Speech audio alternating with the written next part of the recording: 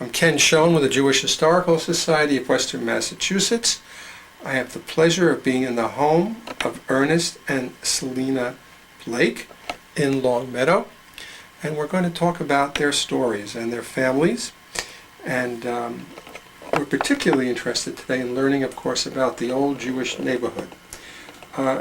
Ernest, maybe we'll start with you. Could you tell us something about your parents, what your father did for a living, and what's your memory of your childhood in Springfield? Okay, when my father settled in this country, he lived in Willimantic. He worked selling newspapers, I think it was. He very vehemently objected to restaurants because he couldn't stand the odor as he would walk by their exhaust fan. But he ultimately went into the restaurant business, and that's where he spent most of his life. When they left Willimantic and came to Springfield, I don't know, and I don't know why. But I don't know how my mother and father met. Both my parents lived on Chestnut Street in the apartment buildings. I was born there. That's in the North End. In the North End. So your mother grew up in the North End? No, she grew up, well, she lived Yeah, with, she grew up in the North End to begin with. Yeah. And then my dad got together with the Fisk Tire Company and opened a restaurant for them on their grounds. That's right. He bought and built a building. He paid them $1 for the land, and he put up the building, and he fed the employees of the Fisk Tire Company That's right. in Chicopee Falls. Because his business was in Chicopee Falls, they ultimately left Chestnut Street and moved to St. James Avenue in Chicopee Falls. And that's where I spent most of my young adult life. This was Fisk Tire? Fisk Tire It must have been a Company. very big tire company. It was. It was. Oh, yes. What was the name of the restaurant? It was called It was Blake's restaurant, but but it was Fisk. it belonged to, It wasn't an open door, it was just for the just Fisk for the employees. Fisk employees. And what kind of food did they serve there? Everything. Yeah, Was it sandwiches, lunch, breakfast, lunch, or Right. yeah. Uh-huh. 3 meals a day. The factory went round the clock. They were Making 24 hours. tires. Tires. Making tires, right. And this was in Chicopee Falls. Chicopee Falls. Were there many Jewish families in Chicopee Falls? There were a few. Hornets. Yeah, the Wernicks lived there, the Leaders lived there, the Pomerances lived there, the Gordons lived there. I think that was about it. Kenny Abrams come from Chicopee? Kenny Abrams, Yes, yeah, yes. his family lived Yes. What did That all was these families do for a living? What brought them to Chicopee there. Falls? I have no idea. Was there a shul in Chicopee Falls? There was, Where was the but shul? it was right in the center of Chicopee Falls. It was a converted theater, and for the holidays and for Shabbos, they'd use the theater for a show. Was it a theater the rest of the time? Yes, Could they get a minyan every Shabbos? basically yes, And was it Orthodox? yes, Oh, yeah. So they read the whole Torah and the women sat separate. right. Did they have their own rabbi and cantor? He didn't live there, but he used to come there. He came from someplace else. Do you remember his name? No. Okay. So you grew up as a child in Chicopee Chicopee Falls. Falls. Did you go to a cheder or a Hebrew school? Yes, I went to Moses Cheder, And Sigourney. and no, I never went to Zagorans. So where was Moses's? On the White On the White Street. Street. Oh, so you had to go back from Chicopee into Springfield? Right. Into the North End? How'd you do Right. that? My father drove me. How often did you go to Hebrew school? Once a week, twice a week? I think it was twice a week. And what did you learn in cheder?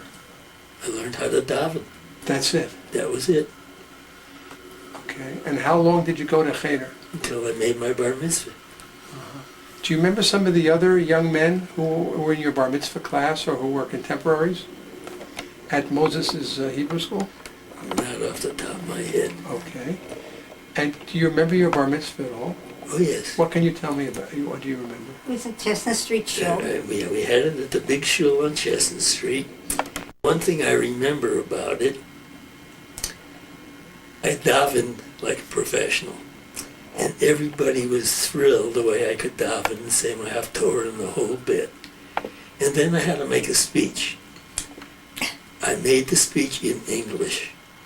Everybody in the congregation, he's speaking in English after davening the way he could. Why didn't he say it in Yiddish?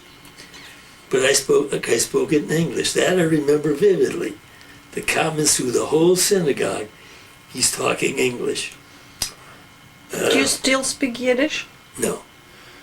I can understand it, but I don't speak So it. your parents spoke Yiddish together, Yes, and it was traditional for the bar mitzvah boy to give his talk in Yiddish. Right. Can you recall other youngsters doing that? Doing it in English or In doing Yiddish. it in Yiddish? They all did it in They Yiddish. all did it in Yiddish. So you broke tradition. I You made a broke new tradition. Right. Do you remember what you talked about? Yeah, honor thy father and thy mother. Speak a different language. Right. Yeah, that was the foundation of the speech. I don't know. And what was the name of the shul in the theater? They have a name for It it? was Beth Israel. Beth Israel. The one? No, I'm talking about the one in Chicopee. Oh, no, I don't think they had a name for the show. But this was Beth Israel, the one. The one I made my bar mitzvah was Beth Israel because my grandfather belonged there. Tell me about your grandfather. His name was Gershon Sedletsky, Uh-huh.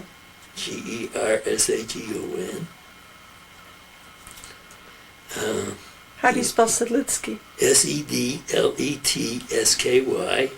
Sedletsky. And what brought him to Springfield?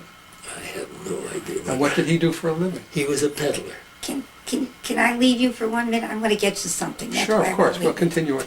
And what did he peddle? was a- Do you know? Yeah, he Got used the to go paper up into that he the came over with. Huh? up into Granville and Granby and up into that part, up into the section, and he'd collect eggs, and then he'd bring them into Springfield and peddle them. This is your mother's father? My mother's father. Okay, so let's go back and talk about your mother, because you mentioned your father. Where was she born? She was born in Brooklyn. An interesting story about my mother. She married my father during the war years, and apparently there was a regulation in those years that if an American married a foreigner, whether it was male or female, they lost their American citizenship. My mother was never aware of that. We lived in Chicopee Falls for years and years. One day Mrs. Wernick came to my mother and says, I want to go for my citizenship. You are a native-born American. I need somebody to vouch for me. So my mother says, fine. So the two of them went down to the city hall for Mrs. Wernick to become a citizen. And the clerk says, where were you born? Brooklyn, New York. When did you get married? And she mentioned the year. Says, you lost your citizenship. She said, you're not a citizen yourself. She says, that's ridiculous. I was born in New York. For years we tried. The school that she went to had a fire. All the records were burned. The census of the community was in a public building that also suffered from a fire, and their records were burned. My mother and I spent years and years trying to establish her birth date. She knew it was around 4th of July because they used to shoot firecrackers on her birthday. So she knew that had to be the date, July 4th. She thought it was 1898, but she wasn't absolutely sure, and we could never establish if this was her true birth date. We went out the Midwest to the Census Bureau. We went to Washington. We went all over. There was no record of my mother's birth. The only way they could establish her birth date, she knew what year she was in school. The school lost their records, but from that date, they calculated back 5 years and established a date 5 years earlier. So that's how they came up with 1898. How'd she get her citizenship back? She had to That's apply for it. interesting. Yeah. She had to apply for her citizenship. She So- finally proved that she was born in New York, and she got her citizenship back. And she had to get down and be, what do they call when you become a citizen? Naturalized. Naturalized. She had to become naturalized. So all women during the war years who married foreign men. In a 2-year period. There was a 2-year period that they lost their citizenship. So she was born in Brooklyn. She was born Her in parents had arrived from where? Russia. My folks arrived. Yeah, her mother or father came from Russia. Yeah, my grandfather came from Russia, Sedletsky. Yeah. What do you remember of your grandfather Or grandmother? or grandmother? Do you remember the foods they cooked, they prepared? Traditional Jewish foods. Mhm. Meat Borscht. Borscht, meat rolled in cabbage, gefilte fish, the typical Jewish menu. You went to elementary school, junior high school, and high school in Chicopee Falls? No, I went to elementary school, and when I was in the 5th grade, my folks moved to Springfield, Oh, and I went to Springfield schools, where'd they move to into Springfield? Forest Park, Why do you think they moved into Forest Park at that because point? that was the growing Jewish community. And you were how? You were 5 years old I then? You was said? 5 years old. So that's like 1924, 25. That's right. Uh-huh. What do you recall about, where did you live in Forest Park? What street was it? Well, before Rockland, we lived on Olmsted Drive for a short period of time. And then my Uncle Sam, my father's brother, built a house on Rockland Street for himself and his family. But for some reason, he never wanted to move into the house. So he's going to put it on the market. My dad said, I'll buy it from you. So he bought the house from his brother on Rockland Street. That was when we were in Forest Park Junior High. And that was... And you moved in. Yeah, no, I was still on Washington Street because I used to walk from Rockland Street to Washington Street to go to class. And one day I was late for class and the teacher asked me why. And I said, it's a long walk from Rockland Street. She says, what are you doing on Rockland Street? That's not even in the school district. So they put me out of Washington School and sent me to Frederick Harris. And I was in Frederick Harris School for, the 6th grade? And from there I went to Forest Park Junior High. But we lived on Rockland Street from the time I was in 6th grade until we moved here. Were there many Jewish families then in Forest Park in the 1920s? Not that many. Where did you go daven then? Kadima. At the Kadima to begin with. Uh-huh. And then my father got into an argument with the rabbi. So he left Kadima and went to the Bethel. And we used to walk to Bethel from Rockland Street. And Where's Rockland Street? Right at the railroad tracks. You know where the railroad tracks is on Sumner Avenue?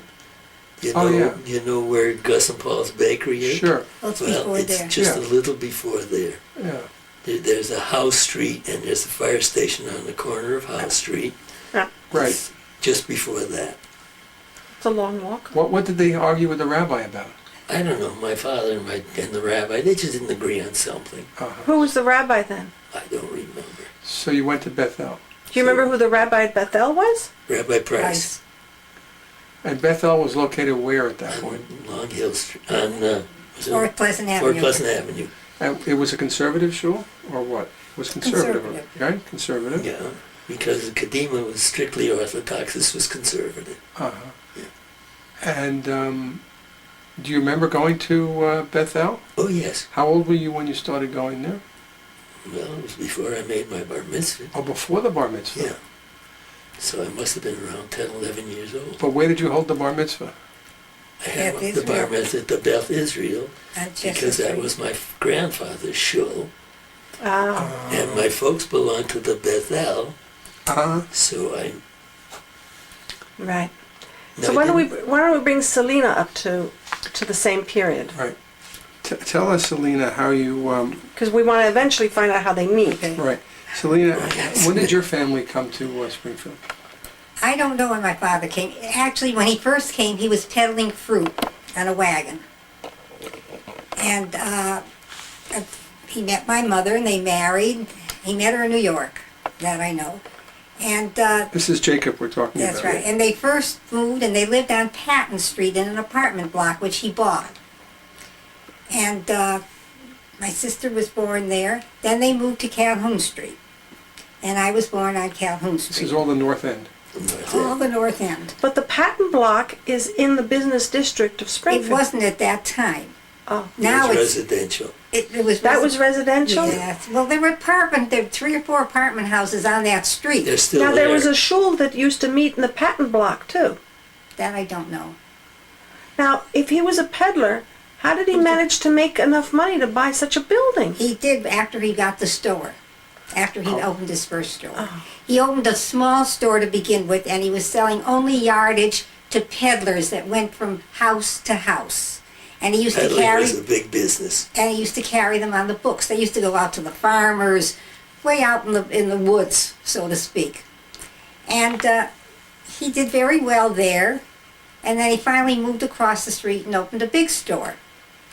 And we were still living on Calhoun Street. This is Bilski's. Bilski's What did department he store. department He was store? the first one that opened sort of a discount store in He Springfield. was the originator of discount Yeah, shopping. here in this area. And the Bilski's department store was open to everybody, not just the peddlers. No, then it was Then peddlers there was and everybody, an everybody. open door. He did a lot of advertising in the Springfield papers. He really looked for business, and he did very well. He sold men's clothing, women's clothing, no yardage. Coats, shoes, everything. Where did he get the clothing from? He went to New York. He used to go to New York in the market and buy everything for the store. Lower East Side, probably? Yeah, that's right. He- Well, no, to the wholesaler. No, we To the went to wholesaler. wholesalers. Do you remember some of the names of the stores by chance? Pardon me? Do you remember some of the stores in New York at all? Did you go with him? No, I used to when I Did- was older, yeah. but I don't remember. Did he go by train or he had a car? He went by train. He took the train from Springfield From on Sundays Springfield. into New York. And well, he went during the week and he went to the wholesale district and he would spend a whole day. And he would go to all these wholesalers and then he would come home and they would ship the merchandise. He never carried it. They shipped it. It was a big business. He started with fruit. He peddled fruits and And from fruit vegetables in a wagon. he got into the yard. Yeah, yardage store. There's a picture of the small store, and then there's a picture of the big store. And on the small store, he only sold to peddlers, yardage. Do you remember these peddlers? Were you with? Oh, sure. We had a Tony that used to come in, and we had all kinds of peddlers. What these They weren't all peddlers? Jewish. That's There were right. a few of them were Jewish, but there were some that weren't Jewish. But most of them were Jewish. Did the peddlers dress well, or did they dress like? No, they schlepped like carpetbaggers. They schlepped their merchandise. Yeah. Oh, In yes. big bags. That's Big, right. That's right. They took swatches. No. They took the actual thing. Yeah. Yeah. They'd go to the neighbors and say, "What do you want? What do you need?" She'd say, "I need a dress for a house dress. I need for aprons. I need a blanket." Whatever they needed, they would come to the store and buy or take on consignment. If they sold it, they paid. If they didn't sell it, they brought it back. So your father was able to establish trust with all these different peddlers. That's right. Well, there was trust with everybody. Yeah. A lot of Because, trust. because everybody knew everybody else. There was no deliberate stealing. Nobody ever had a key to the front door of their house. I remember as a kid, the key that fit my mother's front door fit everybody else's front. It was a skeleton key. And you could walk in and out of it, but nobody ever locked the doors anyway. The doors were always open because we didn't have a crime problem. We didn't have a stealing. Everybody trusted everybody. And this is the North End you're talking about now? Yes, And this was a mixed neighborhood, not just Jewish. No. it was a mixed neighborhood. Irish. Irish. Yes. A lot of Irish were French. Also. French. French. It was near the Springfield Hospital. Calhoun Street's near the Springfield Hospital. A lot of French people. Did you have friends who were Irish and French? Sure, Oh, yes. I We grew up with the Irish and the French. I used to walk to school with a girl who was Italian. Every day we walked from Calhoun Street to the high school on State Street. What was her name? Can't remember. We used to walk along Chestnut Street and pick them up as we went along. Meet everybody. There were no cars. There were no No, we buses. walked. Everybody would Were walk. there horses? Horses, yes, but we didn't ride horses to school. But there were horses with carts Yes. going through the streets? Do you Oh, remember yes. that? Yeah, they were peddlers. Peddlers. Yeah. And the iceman would sell blocks of ice Well, I off of his remember truck. when I lived on Calhoun Street, we didn't have a refrigerator. This is way back. My mother had to get ice, and she used to put a sign in the window. And the man that used to bring the ice was Mr. Rolitsky. And he'd see the sign, and he'd carry the ice upstairs to the ice box. Yeah. And the What, did the, milkman si- what would delivered. the sign look like? It was the A size of square what size, sign, what size, and it- how much ice you wanted. Yeah, how many pounds? And every corner, every side was another weight.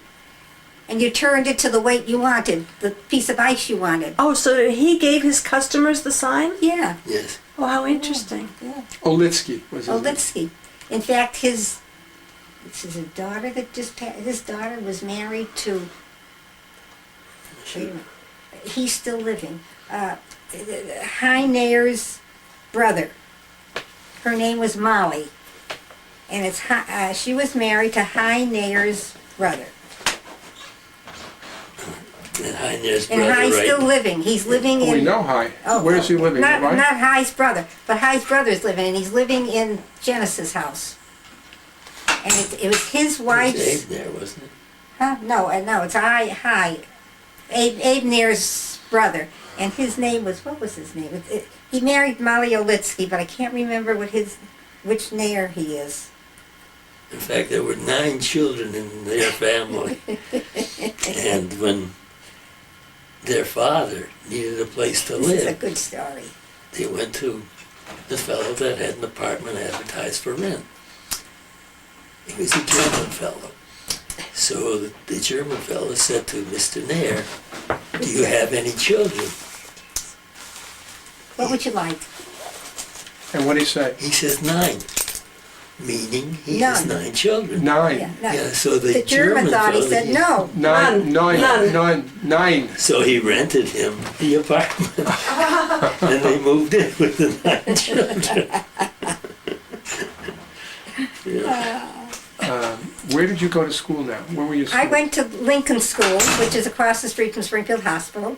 Then I went to Chestnut Street Junior High School, and then I went to Classical on State Street. And then I went to Bay Path. Okay. Do you remember some of your teachers? Anyone outstanding who had a good impact on you?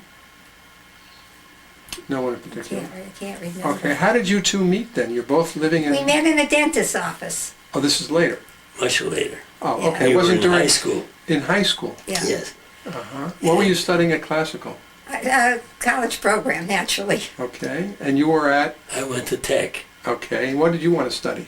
I wanted to study business, Uh-huh. but my father wanted me to be an engineer. Right. So he sent me to Tech High. And what happened? I graduated from Tech. And then what happened? Oh, we went to I college. went to college. Where did you go to Went school? to AIC. Uh-huh. Graduated from AIC, went into the service. Right.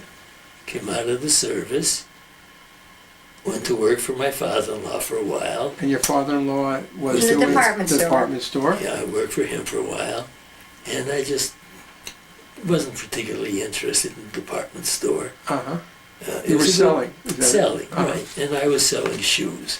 Oh. And my father-in-law opened the shoe department, and I ran it, and I bought the shoe, just the inventory, Uh-huh. and I ran the shoe department. But my father left Chicopee Falls, left the Fisk. He left the Fisk during the war because everything was rationed, and he couldn't get enough merchandise to feed all of the people that Fisk was employing during the war year. So he left the Fisk, just dabbled in the stock market for the war years, made a little money, and then he opened with the boys from the Springfield Public Market. He opened a donut shop, and he and my mother would go down and open the donut shop at 3 o'clock in the morning, bake the donuts.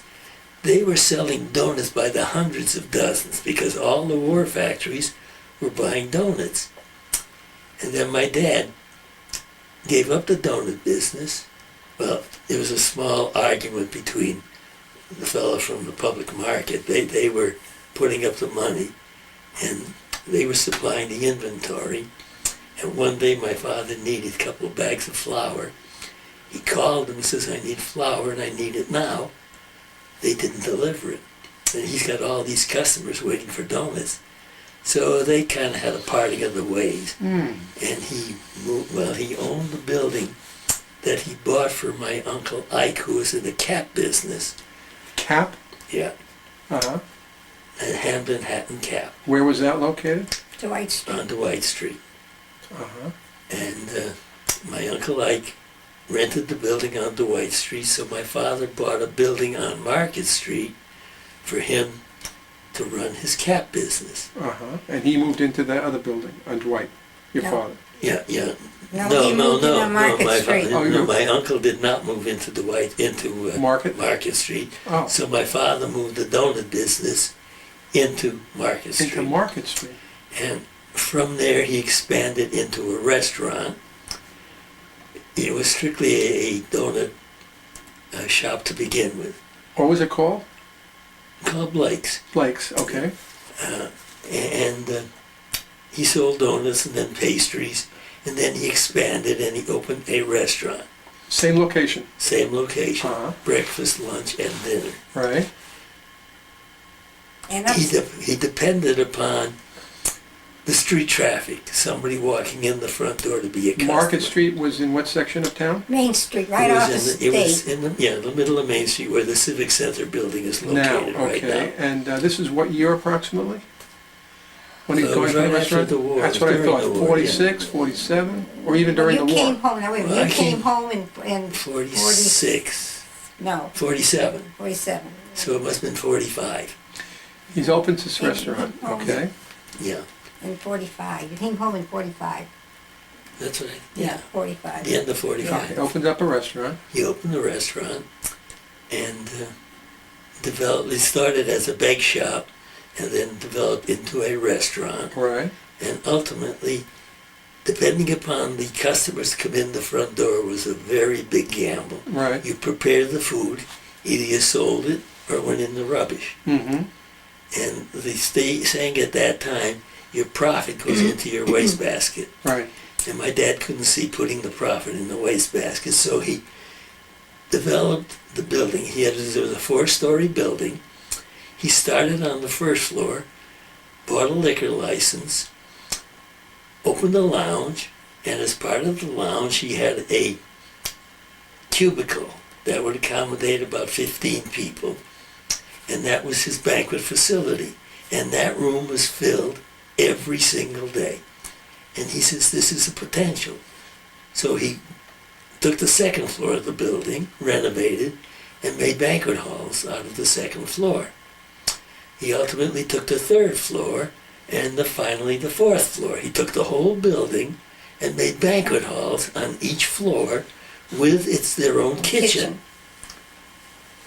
And he developed a banquet business. So he was catering to what kind of functions? Everything. Bas mitzvahs, bar mitzvahs, churches. Anything that required a group of people to get together for a banquet. How many people could he fit into this? 1,100 people in the on total the 3 building. floors.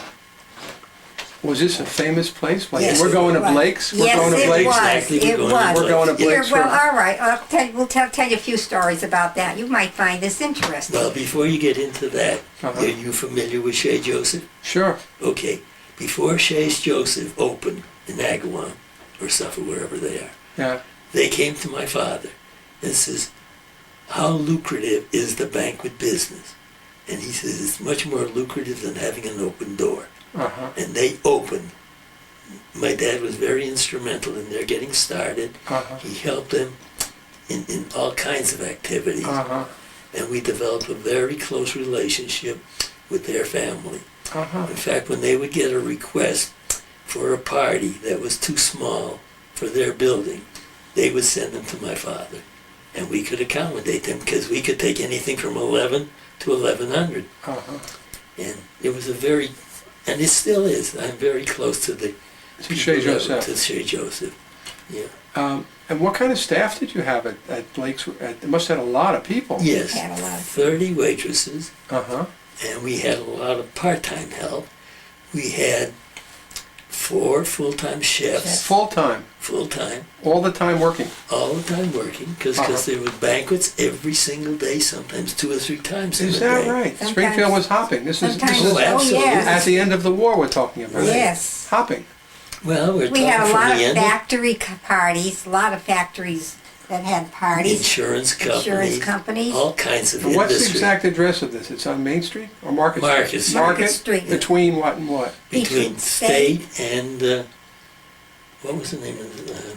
Sanford Street? No, I can't remember. It's where the Civic Center is now. It's what the Civic Yeah, they Center is took our now. land. They took To the build the Civic eminent Center. domain. Yeah. Yeah, So up till when did he have it? Till the Civic Center was built? That's yeah, right. That's right. That's when, the 70s or 80s? In this late You 70s. retired in '85. It was the late but then you 70s. were on Worthington. So they compelled him to close. Oh, yeah. They bought the, They they took- bought the property and said it's over. That's right. That's right. He could have kept going. Oh, he would have kept going. If business Yeah. just kept, he really had a great place. Yeah. The food Right. must have been very good. It was He very went. good. He temporarily he left Market Street and went up to the corner of State and Maple Street Yeah, in a little that was store when they put him out. because he had to preserve his license, his liquor license. So right, he had to have right. a location. Yeah, So he opened a bar Uh-huh. and a sandwich shop. Right. But he was only there for a short time. then he moved to Worthington Street. And he owned property on Worthington Street. Uh-huh. And he was going to build a convention center. I'm sorry I don't have the picture to show you what the center was going to look like. What year are we talking about? Early 80s, it sounds like. Yeah. Right, early 80s. And what happened? What And the happened, police. he got ready, he owned all his property. He owned the land, yeah. He owned Owned the all, land. little by little he was buying up Sure. the house, and he owned all the land. He put in a request for a permit to build the banquet house, Banquet house or convention center? convention center. Big Right. place. Yeah, Uh-huh. convention center, with a helicopter and everything. Yeah. It was big. And on the main floor, he had shops. On the upper floors, he had banquet facilities. Right. When he put in the application to build the building, a neighbor of ours that lived across the street from us when we were on Rockland Street, he was on Allen Street. He was He worked for the working for the city. city of Hall, for the city. Yeah. And he says, Mr. Blake, don't put in an application because the city is looking at your land to put up the A police police and station. fire station. Uh, So my dad held back, and they ultimately did put the police Yeah, station That up was there. our land. so was that a good thing that he held back? Because he got, Oh, sure, because otherwise he would have lost out again. they would have, they wouldn't have let him do it anyway. No, So he sold the land to the fire and police They took station. they took it by eminent But domain. did they pay him somewhat fairly? It was market rate. Market rate. Yeah, market And so rate. that, But here again, yeah, market rate, because it was empty land, not developed, not developed, we got it Yeah. at very, very low land value. right. So when he sold it, market rate was nothing. Uh-huh. So you said I have some stories to tell you about Yeah, Blake's. about Blake's on Market Street. First of all, we used to have all the Democratic City Committee meetings at our place. And Jack Kennedy was a steady visitor. He used to come in and my mother-in-law used to say to him, "Did you eat?" And he said, "I haven't got time." She says, "You've got time." And she used to sit him in the kitchen, give him a turkey sandwich with a glass of milk, and then let him go up to the meeting. Uh-huh. And then we had Robert Kennedy. Yeah. We had the first time Bishop McGuire came to Springfield. It was at our restaurant. They had a banquet for him from the, what was it, church. I don't Holy remember. Name Church. Holy Name Church. How many people could you seat at this restaurant? 1100. 1,100, it was a banquet hall. Okay, so this place really was popular. Yeah. So your dad must have been a bit disappointed that he couldn't build his convention center. Yes. So what did he do? Was that it? He retired? He retired. He He moved the license up to Pearl Street Yeah. because Pearl abutted Abutted the land on, he yeah, moved it we were on on Worthington Worthington Street because it Street. abutted the land on Pearl Street. Right. That was Right. also part of our land, but they didn't want Pearl Street. Uh-huh. So And he had a we- liquor store. Yeah. Yeah, it was a liquor license, License. not Yeah. a liquor store. Oh, Oh, yeah. It was a license to sell liquor. And So we, what- buy the drink. and meals. It right. was So still he a can, so he restaurant. set something up there? Yeah. Yeah, he moved the license up there, Right. and then he ultimately built a small restaurant in an existing building.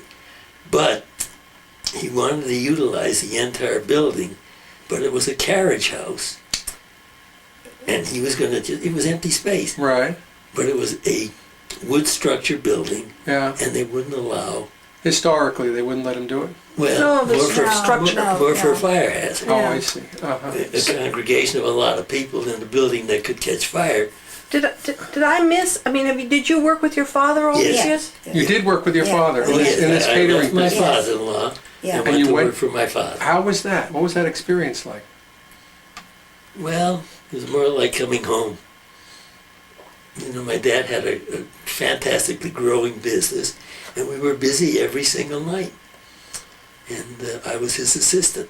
So if I would have said back in the 70s, I'm going to Blake's, He'd be everybody, People knew where it was. everybody Yes. knew Blake's. Everybody. That's right. When you said I'm Ernie Blake, they would say, "Oh, Ernie Blake Right. from." Well, we fed the juries every Yeah. day.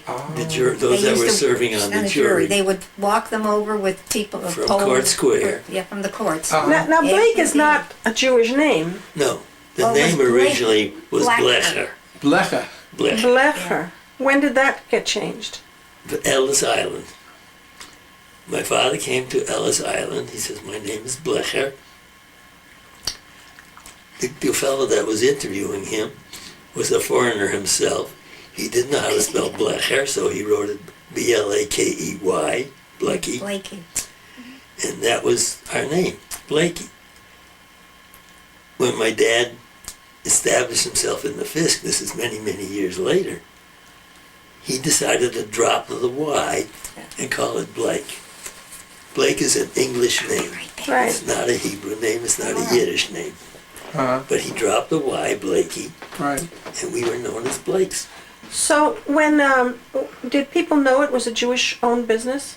It made no difference. No, but, No, did but did people people know know? it in the Oh, yeah. community? It was known. Oh yeah, it was known. Did you ever have any difficulties Never, because you were Jewish? never. Nothing. No, there was no animosity, no prejudice, no anti-Semitism. Everybody shared the same problems. Like I said, the doors were always open. Neighbors loved their neighbors, whether they're Jewish or non-Jewish. This is the North End you're talking about. No, I'm talking Chicopee Falls. Chicopee Falls. Uh-huh. Yeah. And the North End also. Yeah. But that was society. What do you think happened to change all this? Prejudice, And how did that happen? jealousy. Uh-huh. The Jews have all the money in the world. Nazism, the Second War. That's when things started changing. Yeah. The Where- wartime? Yes, well, shortly after the war that we, Where were you stationed during the war? I went to England, North Africa, Oh. Sicily, Italy. I was in Italy for 3.5 years. What was your? I was in the Air Force, B-24 outfit. What were you doing in the airplanes? I was instructing bombardiers. Instructing them. Yeah. How to pinpoint where to drop the bombs? Exactly. How to use How to look at the charts and look at and the... how to use the bomb sites. And when you get over your target, the bomb site would take control of the plane and would direct the plane to the target and then drop the bomb. So you used some of the engineering skills that you were talking about. No. No? How did you learn all this? I learned it in the Army. They taught you. They taught me, yeah, I went to, well, first I went to flying cadet school because I wanted to be a pilot. And I went to, first I went to Florida, then I went to Arizona. Pensacola, huh? Yeah, No, not Pensacola, sorry. Miami, Florida, Okay. Miami Beach. Yeah. And I was supposed to have been there for 6 weeks, basic training. But I had CMTC basic training when I was in high school because I wanted to fly. In order to get into the flying program, Right. you had to take CMTC training. Uh-huh. And I flew out of Liberty Street. When I went down to Florida, they found out I had a pilot's license and said, "You don't need basic training. You're already accepted at flying school." So I went to Denver. I was supposed to stay in Florida for 6 weeks. I only stayed there for 2. I called Salina. I said, "Salina, you got to come to Florida. It's a beautiful part of the country. I'm going to rent an apartment. Come on down." This was on a Sunday. The following Sunday, she was going to come down. Wednesday of that week, this was the second week I was in Florida. Wednesday of that week, I got called from the dining room, in the mess hall, the dining room. We ate in the hotel dining room. Come to the office. Okay, I went to the office. Oh, I didn't lock her out. Your orders to go to cadet school have come through. You're going to Denver. Fine. Be on the train at 8 o'clock. I said, I can't be on a train at 8 o'clock. And this is 6 o'clock at night. I said, I can't be on a train at 8 o'clock in the morning. I got clothes in the laundry. I got uniforms in the cleaners. I got stuff all over. I said, I got to pack and everything. I can't be ready for 6 o'clock in the morning. No, not 6 o'clock in the morning, 6 o'clock tonight. At 8 o'clock tonight. And this was 6 o'clock. So I said, it's impossible. I can't do it. They says, you're going to do it. We know where you're going to be. We'll get your clothing out of the cleaner. We'll get your laundry. We'll get all your stuff. Right. You're going to be on that train at 8 o'clock. And I was. I called Salina. This was Wednesday. She was supposed to come in on Sunday. Right. I called her that night and I said, don't bother coming. I'm not going to be here. So she never did come down to Miami. Not until after the war was over. How did you say the two of you met again? We were in the dentist's office. Yeah, we were in high school, both different high school, and we met in the dentist's office. I belonged to the AZA. The AZA was running a dance at Wayside. The Zionist group. AZA Zionist group or what? No, Aleph, yeah. Aleph Tzaddik Aleph. It's That a was the part name of the fraternity. Oh, sorry. It Okay. was a part of B'nai B'rith. Okay, B'nai B'rith. Yeah. And they were having a dinner dance at Wayside, the AZA, and I needed a date. So I was in the doctor's office, and I said, do you know a good, nice Jewish girl that I can invite to come as my partner for the dance? He said, why don't you ask the girl that's out in the waiting room? Her name is Bilski. She's a nice Jewish girl, comes from a nice family. Why don't you ask her? So when I got through with the dentist appointment, I went out in the waiting room, and she was waiting for next. I says to her, would you like to go to the dance Saturday night at the Wayside? She said, I got to talk to my mother. I was only 15 years old. And you were how old? Same. Okay. Yeah, we were high school. Right. And so she spoke to her mother. I called her that night. I says, is your mother going to let you come to the dance? She said, yes, she is, because she knows your family. She knows who you are. You're responsible people. You're honorable people. I will let my daughter go with you. And that was my first date. Here we are. How many years? 60? Well, we're married 66 years, and we went together for 10 years before we were married. You went together for 10 years. Yeah. But not going together like kids go together today. No. Well, you were separated by the war too, no? Oh, yeah. Yeah. Well, that was after. No, that It was was after. That was after. 10 We got years. married during the war. But you were We were dating. We were Dating for kids 10 years. together, yeah. But we weren't sharing I the got bedroom. married when Right. There was none of that. What hanky-panky. finally convinced you at the age of 25 to get married? I was going He's overseas. going Oh, you overseas. said now's the time. She said, now's the time. Uh-huh. She said, you're going overseas. We don't know what's going to happen. Let's get married. So we got married. Yeah. I was stationed in Colorado at that time, right?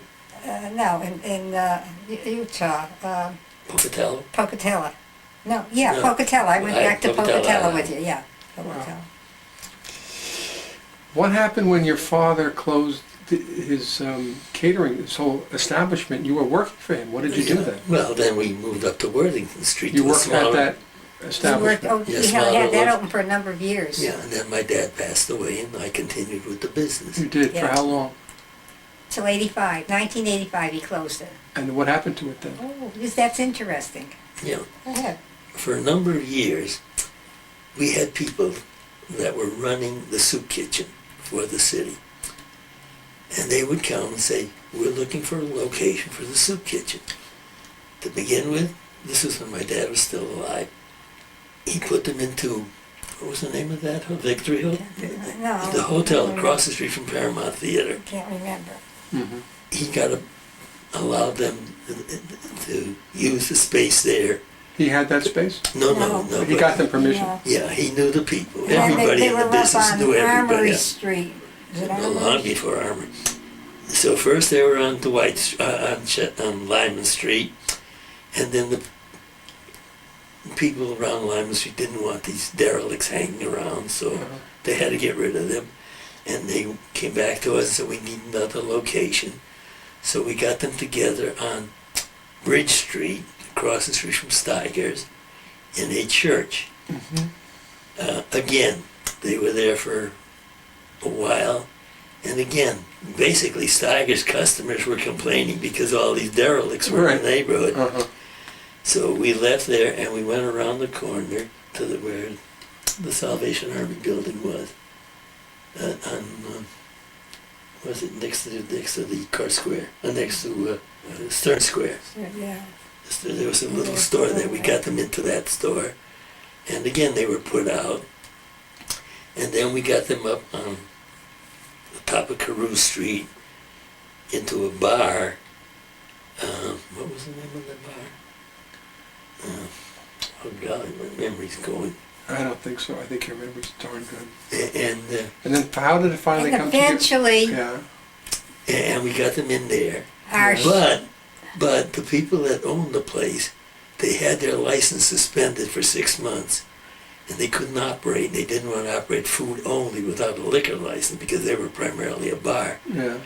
So they said, okay, we'll let you have the place until Right. we get our license back. Right. So they were there for 6 months, and then they were put out of there.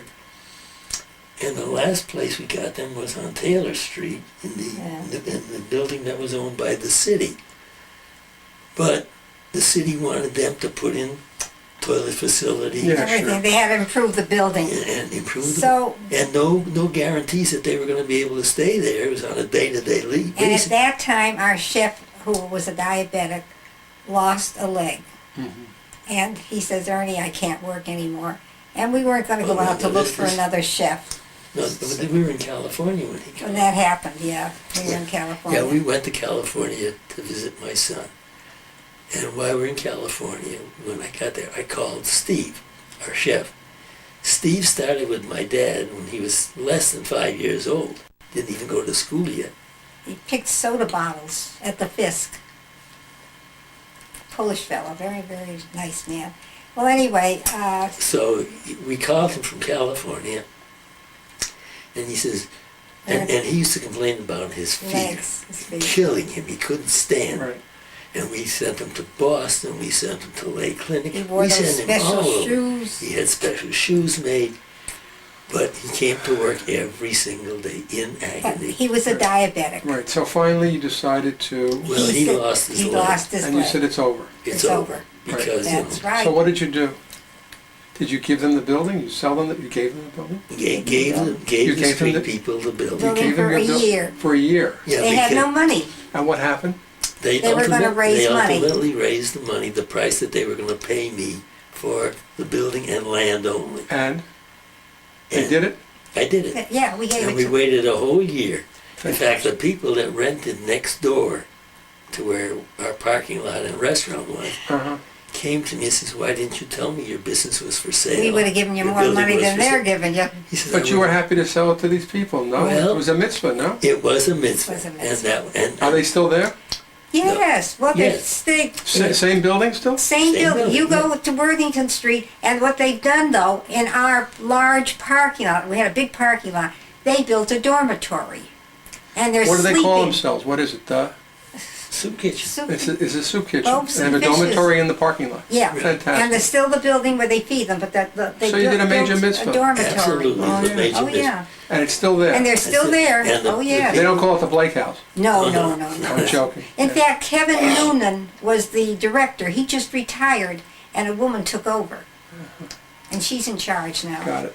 Let me ask you to mention, you would tell me about your father, came from Russia when he was 13. And he got What was the sent story back. about him? Why did he go back?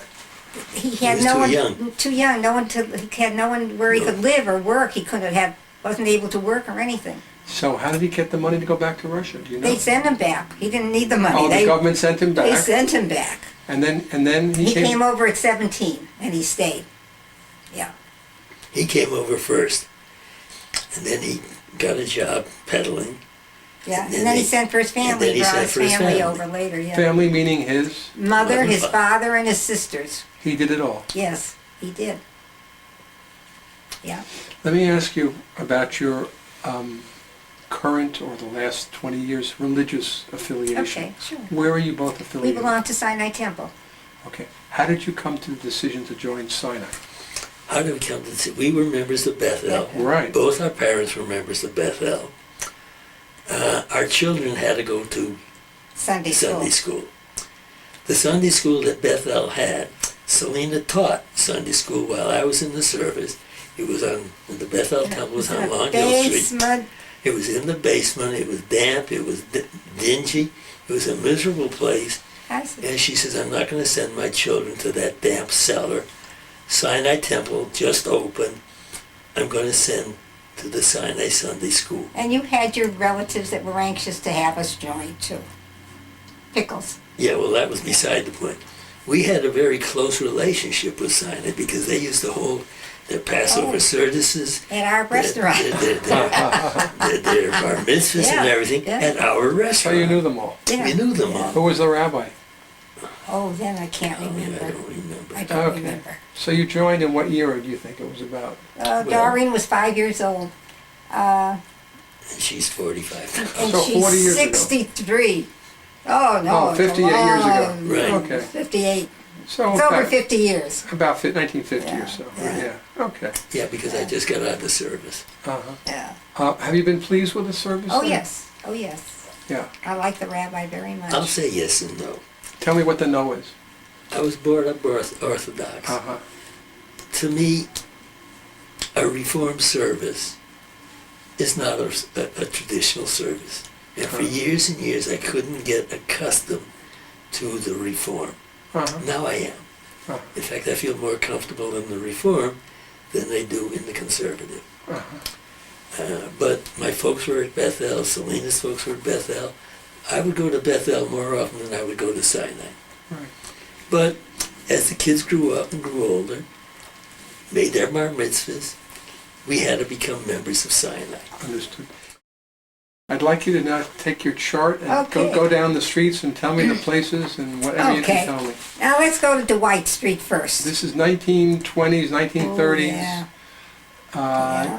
North End, Springfield, North End, and your Springfield. memories of the Jewish establishments. On the well, let's see. You're going to go to White Street, you We're said. going to go to Dwight Street first. Yeah. And there was a synagogue. You gotta see which side of my sheet. Come on. Yeah.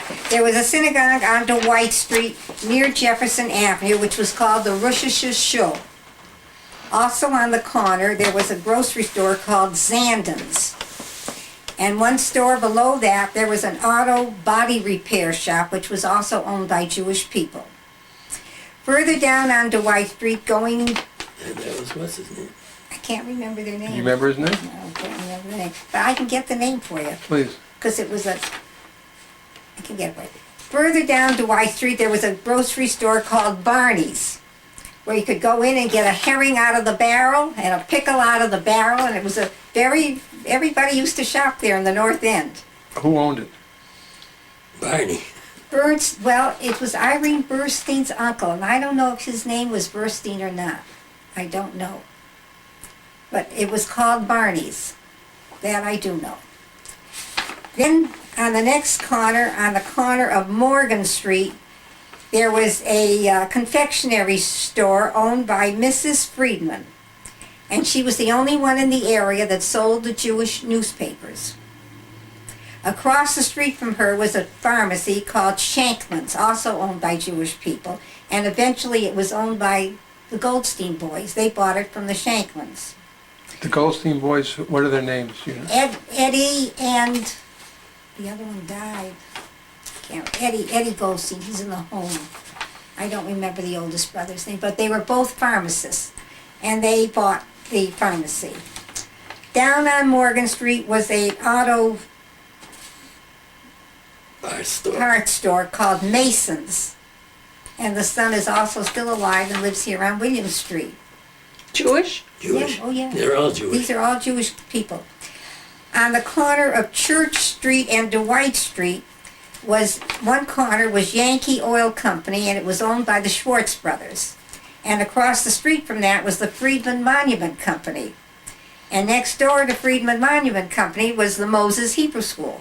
Tell me about the Moses Hebrew School. Well, I didn't go to school there. I What do went you a wanna couple know times. about Was it actual little building? Was Yeah, that- oh was it? yes, Yeah. it was like a house. It was Did a she go to house. them? Yes, it was a I house. found that, yeah, which had a Hebrew school in it. It had a Hebrew school in it, yes, and Mr. Moses and Mrs. Moses both taught Hebrew. Yeah, What do you remember about the Moseses? I've heard their name mentioned. They're very, very, very nice people. I mean, she was a pretty, nice lady. And she had a family. They lived in the They house lived that in they the taught house. school in. And they took their. This was a Hebrew school. It was a Hebrew school. they lived took there. their living room and converted it into Yeah. a This is in the class. afternoon? In the Yes. afternoon. Yes. This is 1920s, you think? 19. Oh, I can't remember. Okay. What year did I? I've heard, is this Rabbi Moses? Rabbi Okay. Moses. It was his home. It was his Okay. home. He didn't have a pulpit. He just taught Hebrew school. And there were enough kids who went there? Yeah. There was no other Hebrew school around? Oh yes, Yeah, there there were was. other Hebrew There school. were. There was Zagoran had the a Hebrew Zagoran's school. Hebrew school. Zagoran's? Zagoran, that was on Massasoit Street. That's a distance away though, no? Not No. that far. North end. North That was the end. north end. Okay. That was the north Well, end. how would you decide to go to Zagoran or Moses? Just by choice. Same education? Yeah. That's right. Orthodox, basic Yeah, oh, yes. education? Definitely. Basic You education. learn prayer? Yeah. Right. Okay. Going further down Dwight Street, when you come to Essex Street, there was the chicken place, the kosher chickens, where you could go in, get a live chicken, they kill it, and pull the feathers out for you. And one place, and one of the owners was Mrs. Zandon. That was closer to Dwight Street. Then there was another one further down the street that was owned by somebody else, but also kosher chickens. Did you used to buy chickens there? My mother did. Oh, you Oh bet. yeah, that was the place to buy it. Yeah. So between the time your mother bought chickens at this one of Yeah. these two places and when you bought chickens, I never went there to buy chickens. something happened. It just all We moved out of the neighborhood. you moved out. We moved to Forest Park. And I don't think Mrs. Andon still did it then. I don't remember. But Mrs. Andon had the chicken place, and The children in the family didn't want the business, Right. in any business. So there was a shochet there? In both places? Oh, I don't know about. I know Mrs. Andon's. Yes. Huh. Yes. Yeah, they're kosher chickens. And Mrs. Andon was, by the way, lived next to the Rosh Hashanah. And she used to make her own noodles and her own challah, everything homemade. And I worked with her daughter. That's how I know so much about it. Where did she come from, Mrs. Zandon? I don't know.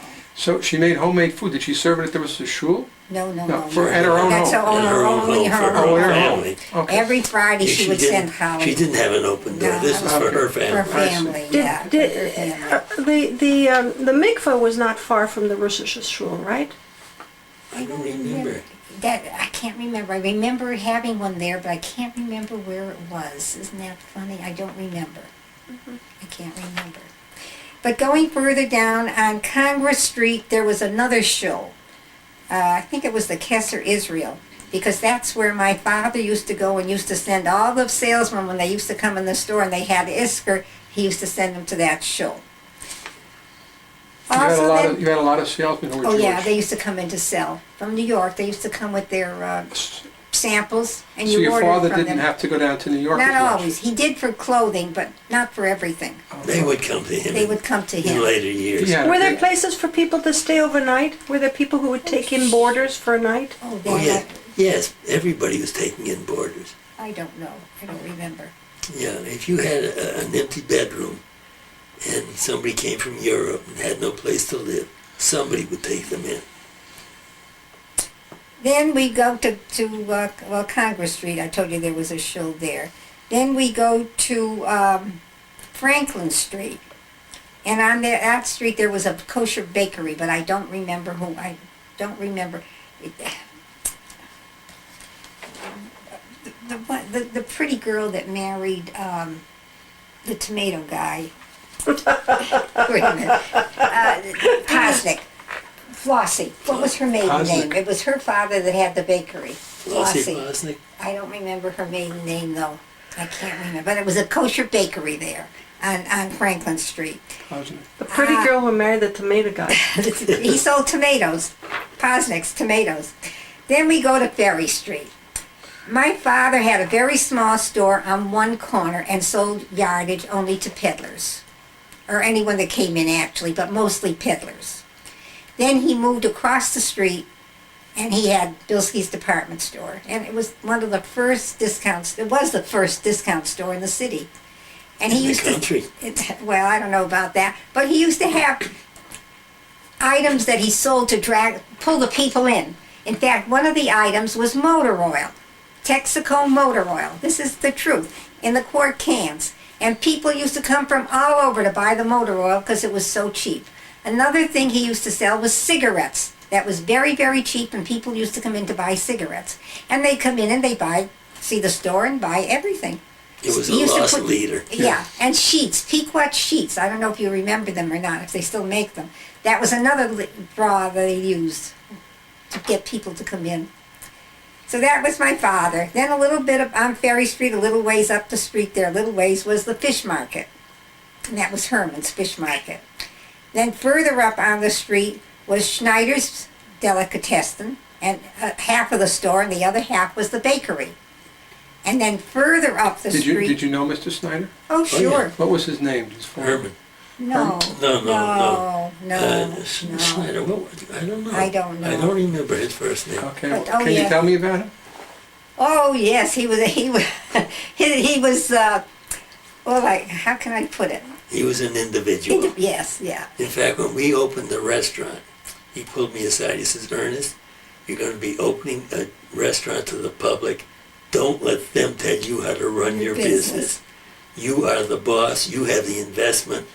Don't listen to them because they'll drive you crazy. And he would put anyone in their place. Oh, yeah, he had no qualms He had no about qualms about telling you off.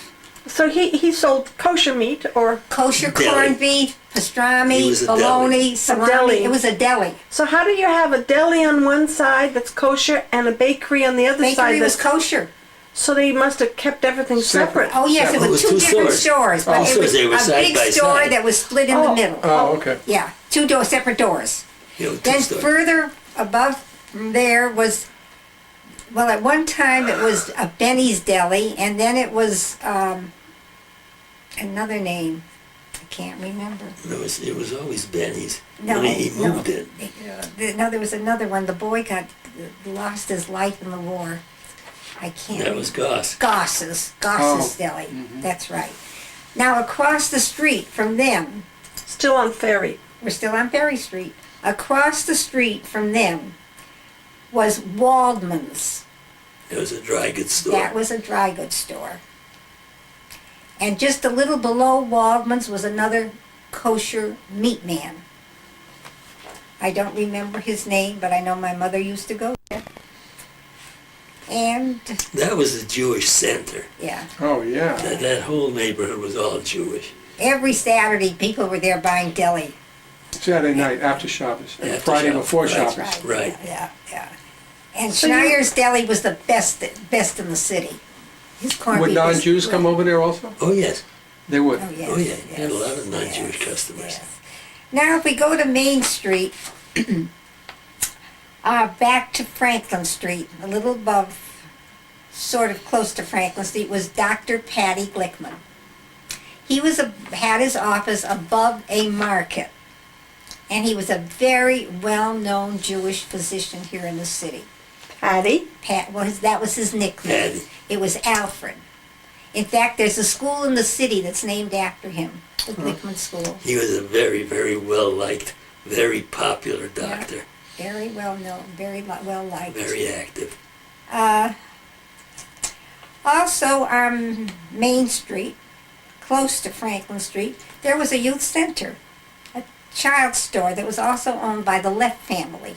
Also Jewish. L-E-T-T? L-E-F-F. L-E-F-F. Also owned by them. And on the other side of Main Street, What do you mean by a child center? children's Children's clothes. clothing. Clothes. Oh, Clothes. okay. And across the street from them, also on Main Street, was a hardware store that was also owned by Jewish people. I think it was Albert's, but I'm not sure of the name. Also, if we go back down closer to Ferry Street on Main Street, there was a Jewish furrier on Main Street. And I can't remember their name. Yeah. You must miss this terribly. We miss the Jewish community. It sounds so much more exciting and fun.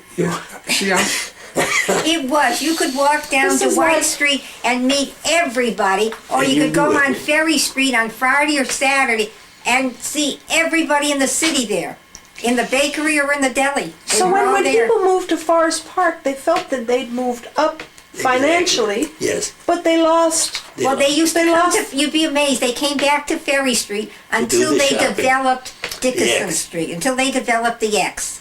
Then you had a kosher deli, you had kosher bakeries, you had kosher fishmen, you had kosher meat men, market. you had everything you're gonna, up there. You're gonna need to draw us that one. Oh, do you know that one too? I didn't know. Next time. You send it to us. Okay. Yeah. What was on the X? Because that's very interesting. When do you think they succeeded in creating a Jewish center there? At the X. Well, everybody from the North End moved to Ended the up X. in the But ended up in the the year, I'm park. talking about Ended up when? in the park. So you Are we had talking about the 40s or the 50s? Earlier. 30s already? No, it was When later. they're No, putting it in a was later. kosher bakery and a kosher deli. It was later. He was in the 40s. Was I? During the war or after the war? After the war. After the war. After Okay, the war. that's All right, now do you know Doctor? He was a heart man. What's his name? That moved away. Howie Ledowitz. Oh, Ledowitz. They came in from Connecticut. They came in from Connecticut. That's and right. they opened a deli at First the X. deli. Then after they sold it and a kosher deli. a Kosher kosher deli. deli. And then the Fox boys took it, didn't they? I can't remember who took it after them. Somebody else. Or was it Snyder? Weber's had some. Didn't I can't remember. can't remember. So who can you took it tell after me, them. at some point, the kosher establishments started disappearing? No, they all moved to the X. I mean, after that. After After that. the kosher butcher started to leave. That's Closed right. down. So What did, happened? Because did what people happened- start Then we talking, had- well, we- talking Had the Crown Market for a little while, and even they disappeared. They were on the corner of Fort Pleasant Avenue and Fort Pleasant and Sumner. Sumner. Nice, beautiful Jewish market. Everything Jewish, Kosher. meat, everything. And they were So the disappearance of these stores coincided with the disappearance of keeping kosher. That's right. So did people of a certain age Right. talk to each other and say, "I, No. my children don't keep kosher," Yes. and now we don't have any kosher markets? Right. So they did talk about it. Not only that the children didn't keep kosher, the children left home. After the war? yeah. The Nobody GI Bill? No, we're talking No. a little later now because Later. after the war they had the X. Right. They still Yeah. had kosher We're establishments. talking the 50s and 60s now? What are we talking? Right. I mean, around Crown then, yeah. Crown just closed since we've been here, since you and I I think been- so. Yeah. Right. So maybe the 90s. Right. And then look at even Big Y was selling kosher meat, and they couldn't make a go of it because the rabbi from the Rafi Shalom Shul in Holyoke was the Mishkiach. Mashiach there. They couldn't make a go of it, and they discontinued it. The same thing in Avon, So what does that Connecticut. say to you about the whole Jewish People aren't community? People keeping are kosher. not keeping kosher. No, They're that's not right. practicing Did you Jewish keep kosher as a child? Did My we? parents did not. Your My- parents His did not. mother did. Yeah. His mother did. So when you when you got married, I did was- not keep kosher. so did your in-laws could not come and eat in your Yes, house? they came to my house to eat. Uh-huh. She says we didn't keep kosher. We didn't eat ham or pork. No, I or don't anything use like ham Oh, or you did pork. kosher and I style. don't Kosher kosher style. style. I don't Yeah. use butter with meat. No, So kosher, kosher style. But I Right. don't use kosher meat. And I think that one of the biggest objections to that people had was it was too expensive. Because kosher meat is more than the Costly. regular, costs more. Yeah, my mother had 2 sets of dishes, and she had another complete set of dishes for the holidays, for Pesach. Right. And, But the restaurant was not kosher. No. no, the restaurant Right. was open to the public. So was it kosher style so that you would eat in a restaurant but at home you would keep kosher. No, you didn't. Many eat people kosher. do that. Yeah. Yeah, yes, I would say yes. Again, we didn't eat ham or pork or anything. Right. Well, they didn't even serve ham or pork in the restaurant. Well, we did. But once in, not very often. But, It was mostly beef. So something has happened to the Jewish community. What do you think happened to Springfield that the synagogues, how do you understand all what's going on? the children are leaving the homes. They're going all over the world. Like in our own situation. We have a Okay. daughter in Connecticut. We have a son in California. My daughter in Connecticut has a daughter who is still in Connecticut. My son in California has 3 children, one in Texas, one in Cupertino, and one in New York. They're all spread all over. They don't There's- keep- So did you get everybody's names, the Oh, children? yeah, she did. He did. there's no unity of family anymore. Did you get the grandchildren level too? Yeah, yeah. Yeah. If not, give us a call. We'll tell you their names. So you're seeing what's going on in Springfield. Yeah. It's pretty But they're amazing. not keeping kosher. But like I I'm say, talking we, about the synagogues closing, Oh, oh. merging. but at least they because they're- merged. They didn't shut down like the churches are doing. Because true. the younger Well, they did people, close some of them. They Yeah. the closed younger and they people merged. aren't living here anymore. They're all going all over the world. Our family is typical. Now here, I told you I got a married son. Well, I got 3 grandchildren in Texas, and none of them belong to a synagogue. Now my one in Connecticut does, Right. but her mother and right. father do too. And still, my son and his wife belong to a Reformed temple in California, but the kids don't belong anyplace. And they don't attend that regularly. And still, they took every one of them have gone to Israel. Even the California children have all gone to Israel. But, We still recognize that we're Jews. yeah. But in today's society, it's a different living style. And I think the younger kids, they're not living near home where they're told about the holidays and celebrated the holidays. So to them it's just another day. And they don't belong to a synagogue, so it doesn't really mean that much to them. That's the way I feel. It's not anything we would have asked for. No, that's true. But again, we're spread so far apart, we've lost our roots.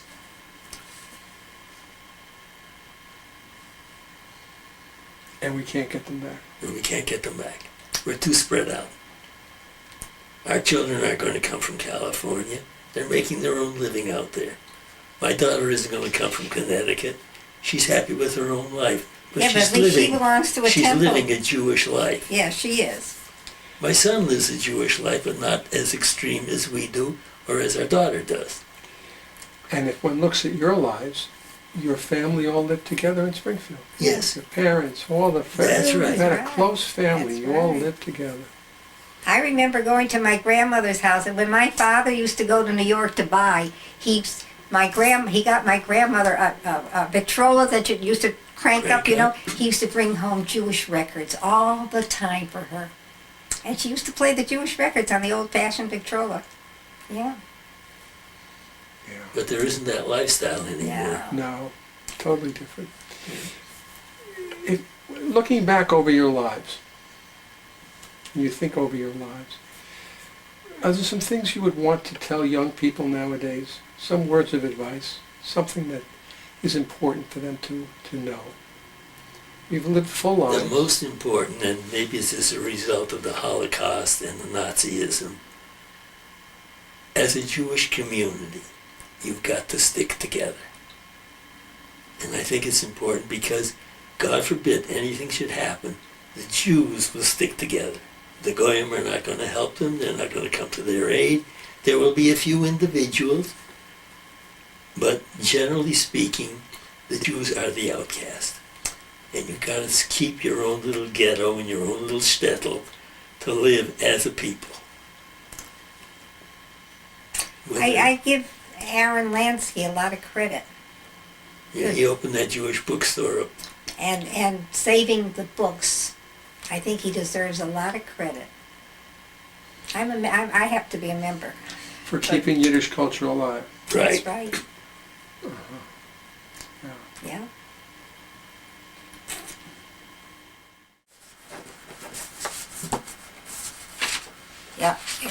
That's Ernie with hair. And this is when he went in the Army.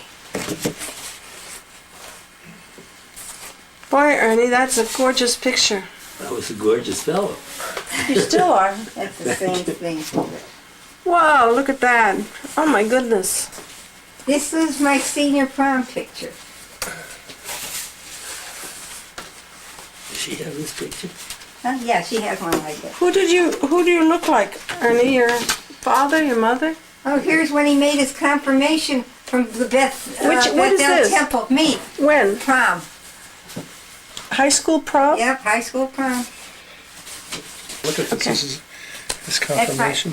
Confirmation. And this is him and his two brothers when they were little. Like that. Sure. Oh, here's a bride. What is this? This is Ernie and His two brothers.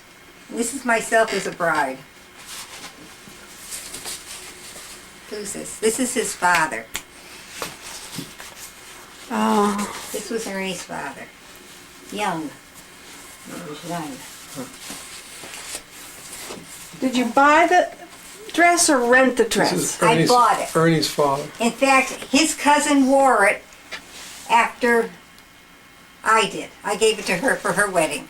And this was the Does it still prom. exist? Pardon? No, I don't have it anymore. This was the prom. Yeah, that was the prom. That was. And here's our wedding picture.